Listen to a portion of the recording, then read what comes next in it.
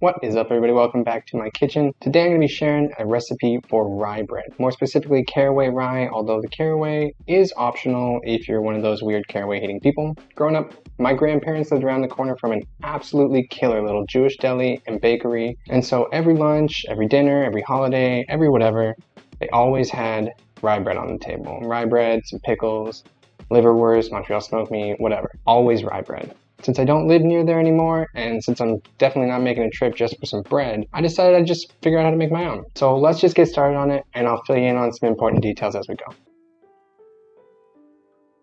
First, let's talk about kind of an optional step. If you want really good, slightly tangy, Jewish deli-style rye bread, what you're going to want to do is start with a Poolish. For anyone who doesn't know, a Poolish is a portion of pre-fermented dough that we're going to add to the rest of the dough.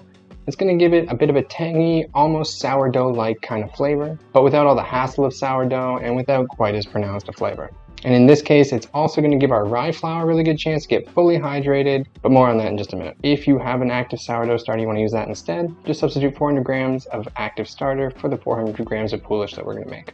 Making a Poolish is simple. For this recipe, I'll take 200 grams of my water, dissolve just a little pinch of yeast in there, then I'll take all 87 grams of my dark rye flour and 113 grams of my unbleached AP for 200 grams in total as well. Mix it up, set it aside somewhere not too cold, but not too hot, and just let it hang out there for anywhere from 12 to 24 hours. I generally just make mine the night before. When I go to make my bread, somewhere in there, 12, 24, it's ready.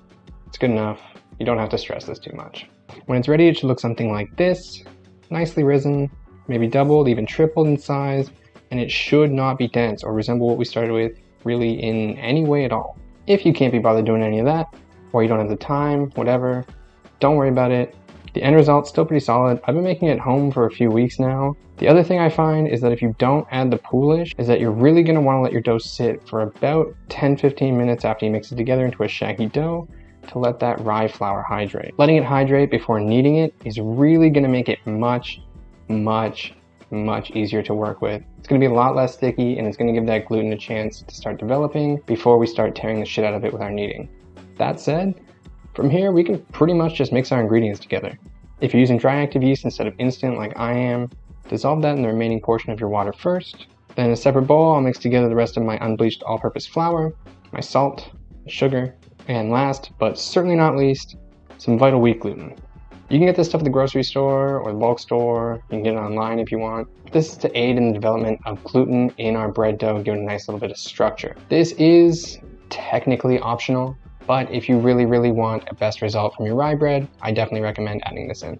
I'll add all my dry ingredients into my wet ingredients and knead that until it's looking nice and smooth, and I'll sprinkle in about half of my caraway seeds. Again, we're going to do this at the end to avoid cutting up and tearing that gluten network too much that we're trying so hard to develop. Then I'll take that dough and I'll plop it into a very lightly greased bowl, cover it, and leave it to rise in a warm spot for about an hour.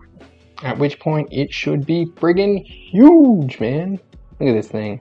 So I'll give that handsome little devil a good firm slap, plop it out on my counter.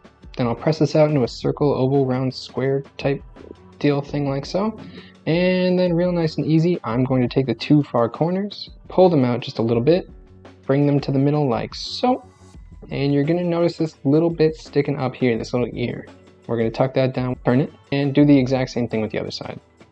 Then working with the side furthest from me first, I'm going to kind of roll this onto itself now, pressing with my thumbs a little bit, and I'm going to keep doing that until it's all rolled up. Press that seam together with my palm, and voila, a little bit tired. There are, of course, other ways of doing this, like just about everything in cooking, but this is a pretty strong shape. I personally haven't had any issues with this growing out and not up yet, so if you do this just like this, you should also be good to go. I'll throw a little cornmeal down to help avoid sticking, although oil or flour would do the trick here as well. And I actually like to do this on parchment, so I can take the whole thing and just slide it right out onto my pizza stone. It's going to give me a little bit better oven spring. I'm just going to let this sit for about an hour. At some point in there, I'm going to preheat my oven to 450 degrees. And then when it's fully proof, I'm going to give it a good little spritz with water.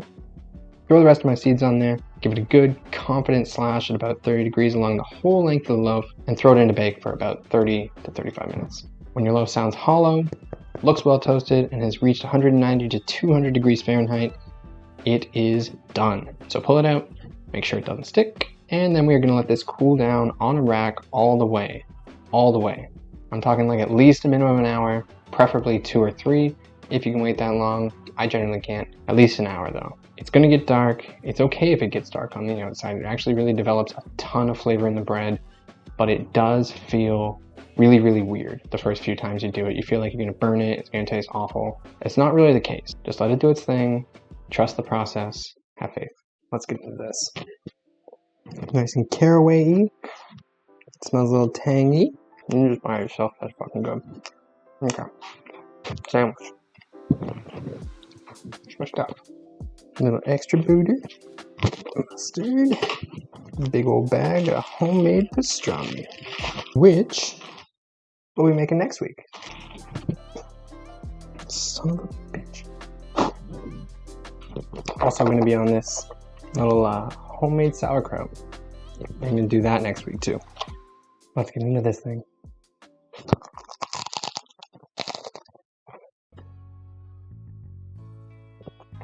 That's fucking good. Chewy. It's crunchy. It's caraway. It's not overly dense. There's nothing overkill. This is exactly what this was supposed to taste like. Freaking perfect, man. That crust, it's nice and soft. It looked burnt when it came out, but it's fine. Like if you don't have the hookup where you are for some seriously killer rye bread, that's 100% the way to go. Give it a shot. You won't be disappointed. Let me know how it goes down in the comments. If you've watched the video up until this point, do me a favor, hit the like button, because, I mean, you've been here this whole time, man. What didn't you like? Of course, if you're at all interested in the recipe for that sauerkraut or that pastrami, hit the subscribe button. We're going to be working on that next week. If you're interested in keeping up to date with things as they're posted, follow me on Instagram. And if you're interested in seeing some of the stuff I'm working on, go find me on Twitter. And above all else, thank you so much for watching. I will see you next time. Cheers.